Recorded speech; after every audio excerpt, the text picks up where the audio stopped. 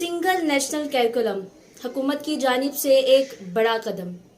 Hitler ने अपने दौर में बहुत बड़ी तादाद में किताबों को जलाया क्योंकि वो किताबें उसके नज़रिए से मुताबिकत नहीं रखती थी।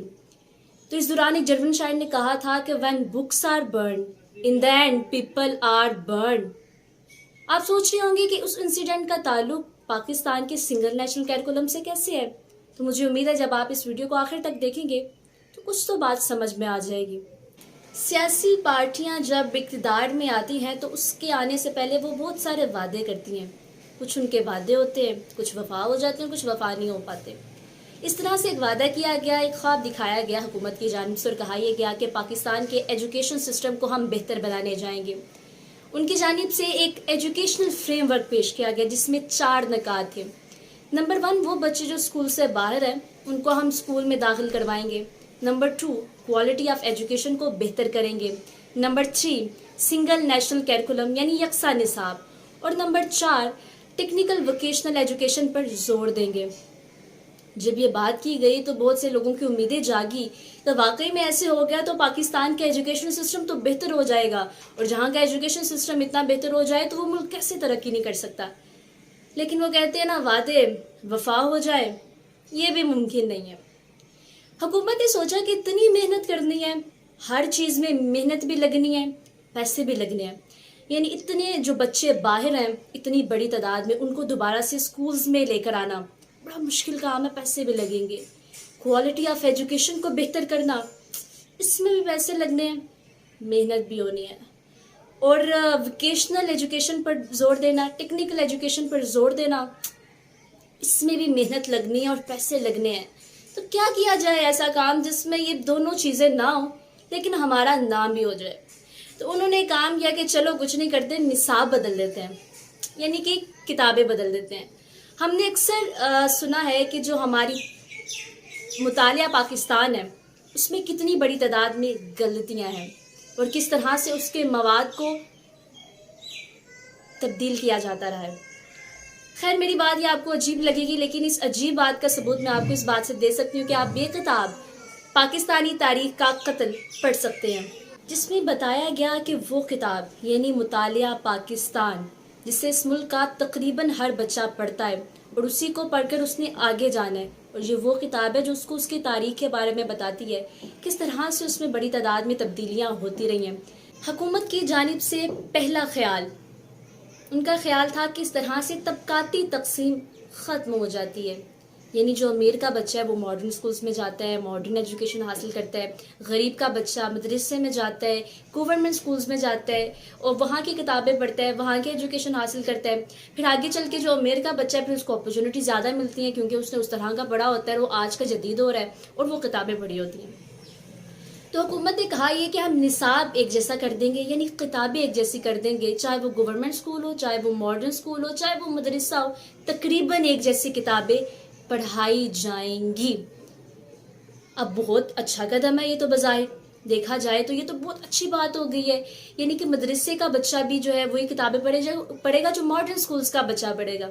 अब होना ये चाहिए था कि मदरसे के बच्चे को फैसिलिटेट किया जाता, वहाँ पर वो निज़ाम बनाया जाता, वहाँ पर वो सिस्टम बनाया जाता, वहाँ पर नए इमारतें तामीर की जाती, वहाँ पर नए लाइब्रेरीज कायम की जाती ताकि उसको भी वही फैसिलिटीज़ मिलती जो कि मॉडर्न स्कूल में एक बच्चे को मिलती है। लेकिन हुकूमत की जानिब से एक अजीबो गरीब काम किया गया, क्योंकि मैंने आपको बताया था, उन्होंने कहा भाई पैसे तो हमने लगाने नहीं हैं और इस तरह ही काम बेहतर करना है।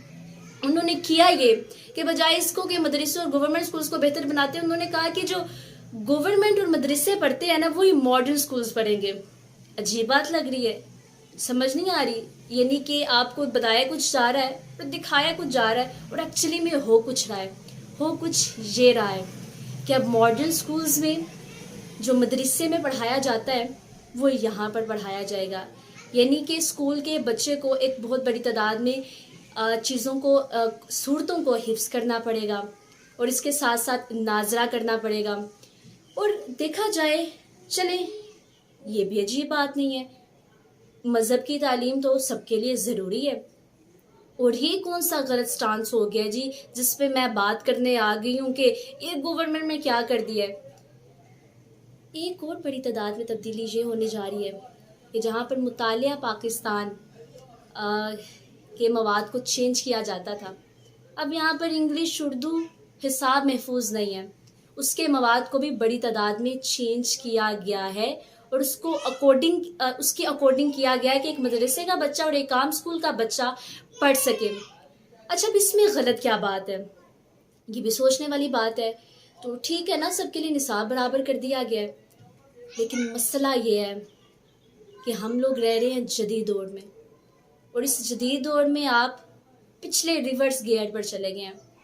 یعنی اس دور میں جہاں پر ہمیں سائنس کو پڑھنا چاہیے، جہاں پر ہمیں فوکس کرنا چاہیے ماڈرن ایجوکیشن پر، جہاں پہ ہمیں فوکس کرنا چاہیے تھا کہ مدرسوں کو بھی وہ فیسلٹیز دی جاتی کہ وہ وہاں سے نکلنے والا قرآن حفظ کرنے والا بچہ بھی باہر جاتا، کہیں جاتا تو وہ اچھے طریقے سے اس کو مواقع مل سکتے، وہ اس جدید دور کے طور طریقے سیکھ سکتا، لیکن ایسا نہیں کیا گیا۔ یہ بالکل وہی بات ہو گیا کہ نہ ترقی کریں گے تو نہ کرن دواں گے، یعنی نہ کھیڈاں گے نہ کھیڈن دواں گے۔ آ جاتے ہیں دوسرے سٹیپ پر۔ حکومت کا یہ خیال تھا کہ اس طرح سے کرنے سے ایک ماڈرن اسکول کا بچہ اور ایک مدرسے کا بچہ یا پھر پرائیویٹ اسکول کا بچہ ایک طرح سے پڑھے گا، اور اس میں ایکوالٹی لانے کے لیے انہوں نے کیا یہ کہ ہر ماڈرن اسکول میں ایک قاری صاحب اور ایک حافظ صاحب جو ہے ہائر کیے جائیں گے۔ تقریباً 26,000 پرائیویٹ اسکول ہیں اور ہر اسکول میں 2 ہائر کیے جائیں گے، تو اس کی تعداد کا اندازہ آپ لگا سکتے ہیں۔ اچھا، دیکھا جائے تو اس میں کون سی بڑی بات ہے؟ اس میں کیا عجیب بات ہے؟ عجیب بات یہ ہے کہ آج کا دور جو چل رہا ہے وہ جدید دور چل رہا ہے۔ یہاں پر سائنس کی بات کی جاتی ہے، یہاں پر سائنس ایجوکیشن کی بات کی جاتی ہے، یہاں پر ماڈرن ایجوکیشن کی بات کی جاتی ہے، بجائے اس غریب بچوں کے جو بیچارے گورنمنٹ اسکول میں پڑھ رہے ہیں اور جو بیچارے مدرسوں میں پڑھ رہے ہیں، ان کو اس طرح کی تعلیم نہیں دی جاتی اور وہ اس طرح کے مواقع حاصل نہیں کر پاتے، بجائے ان کو کہ ان کو وہ تعلیم دی جاتی تاکہ وہ آگے جا کے اس طرح کی ان کو اپرچونیٹیز مل سکتی۔ انہوں نے کیا یہ وہاں پہ چھڈو، ادھر اس طرح کی ایجوکیشن رہی ہے، ادھر کوئی تبدیلی نہیں آئی، لیکن ماڈرن ایجوکیشن میں ایک قاری صاحب اور ایک حافظ صاحب کو ہائر کر دیا گیا ہے، جو کہ سرکاری خرچے پہ ہائر کیا گیا ہے، ہمارے اور آپ کے ٹیکسز سے ہائر کیا گیا ہے۔ خیر، ایک اور یہاں پر نقطہ اٹھانے کی ضرورت ہے۔ 1 اور 5ویں جماعت تک میں نے بات کی احادیث پڑھائی جائیں گی، وہاں پر سب فرقوں نے بیٹھ کر بات کی کہ ہم مستند احادیث لے کر آئیں گے، یعنی کہ جو بالکل ٹھیک ہے، جہاں پر سب کا اتفاق ہوگا، یہ بھی ٹھیک ہو گیا ہے۔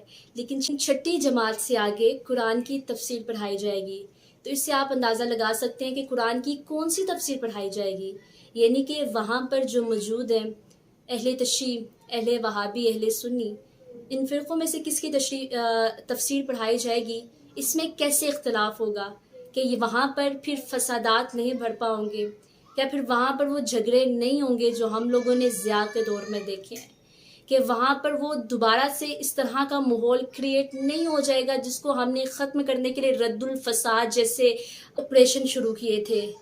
فساد، کیا فساد بھرپا نہیں ہوگا؟ ایسے ہوگا اور بہت بڑی تعداد میں ہوگا۔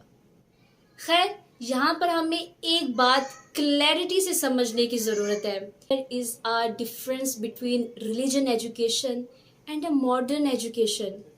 ماڈرن ایجوکیشن وہ ہے جہاں پر آپ کو اختلاف نہیں ہوتا، لیکن ریلیجن ایجوکیشن ایسی ہے کہ جہاں پر ہر فرقہ ایک الگ خیال رکھتا ہے۔ اہل سنی، اہل تشیع، اہل وہابی سب الگ خیال رکھتے ہیں، ان کے اختلافات پائے جاتے ہیں، تو اس چیز کو سمجھنے کی ضرورت تھی۔ خیر، اب آ جاتے ہیں تیسرے پوائنٹ پر، جہاں نصاب میں بہت بڑی تعداد میں تبدیلی کی گئی ہے، اور میں نے آپ کو بتایا کہ کس طرح سے نصاب کو تبدیل کیا گیا ہے اور کس طرح سے کیا جائے گا۔ ٹیکسٹ بکس میں اب بہت بڑی تعداد میں ہمیں اسلامیات کا مواد بھی شامل ہوتا نظر آئے گا۔ میری نظر سے ایک کتاب گزری، میری نظر سے ایک سینٹنس گزرا جس میں لکھا یہ ہوا تھا، انگلش کی بک تھی اور اسی میں لکھا ہوا تھا کہ my dad read newspaper daily and my mom wash dishes daily. وہ معاشرہ جہاں پہ ہم بات کر رہے ہیں کہ دونوں کو ایکول رائٹس ملنے چاہیے تبھی یہ معاشرہ سروائیو کر سکتا ہے، وہاں پر ہماری نئی نسل کو دوبارہ اس طرف لے کر جایا جا رہا ہے۔ یعنی کہ ہم لوگ بولتے رہیں، کھپتے رہیں، ایکویلٹی کی بات کرتے رہیں، ہم لوگ بات کرتے رہیں کہ بھائی معاشرہ تبھی چلے گا جب اس ملک کی عورت بھی کام کرے گی، اس ملک کی لڑکی بھی کام کرے گی، اس ملک کی ایک بچی بھی اس میں اپنا وہی کنٹریبیوٹ کرے گی، تبھی یہ معاشرہ چلے گا۔ اور وہاں پر یہ اب بتایا جائے گا ہمیں. خیر اس کے ساتھ آ جاتے ہیں کہ اس ملک میں موجود مائنورٹیز کے بارے میں کتنا سوچا گیا ہے. بات جب کی جا رہی تھی کہ جب ہم لوگ یہ نصاب وہ پڑھیں گے، یعنی کہ جب ناظرہ پڑھا جائے گا، یعنی احادیث پڑھی جائیں گے، جب حفظ کیا جائے گا، تو اس کے بدلے میں جو ہے مائنورٹیز کلاس سے چلے جائیں. وہ سوال پوچھا گیا تو انہوں نے کہا کہ وہ کلاس سے چلے جائیں جب یہ سبجیکٹ پڑھایا جائے. لیکن تب تو وہ کلاس سے چلے جائیں، لیکن جو ٹیکسٹ بکس میں اتنی بڑی تعداد میں اس کا مواد شامل کیا گیا ہے، اس کے بارے میں وہ کیا کریں گے؟ یعنی کہ اتنی بڑی تعداد میں جو ہے اسلامیات کا مواد شامل کیا گیا ہے، پھر وہ اس کو کیوں نہ پڑھیں گے؟ کیونکہ اسی کو پڑھ کر انہوں نے پیپرز دینے اور تبھی آگے جانا ہے. تو مائنورٹیز کا کتنا خیال رکھا گیا یہ تو ہمیں اندازہ ہو گیا ہے. تو پھر کیا کسی ملک میں بنانے والا قانون صرف اس کی اکثریت کو دے کر بنایا جاتا ہے اور اس کی اقلیت کی کوئی اہمیت نہیں ہے؟ یہ بھی سوچنے کی ضرورت ہے. خیر یہ تھی ہماری آج کی ویڈیو. اگر آپ کو آج کی ویڈیو پسند آئی ہو تو لائک کرنا چاہیں کر دیں، شیئر کرنا چاہیں شیئر کر دیں. ہمیں دیں اجازت. خدا حافظ.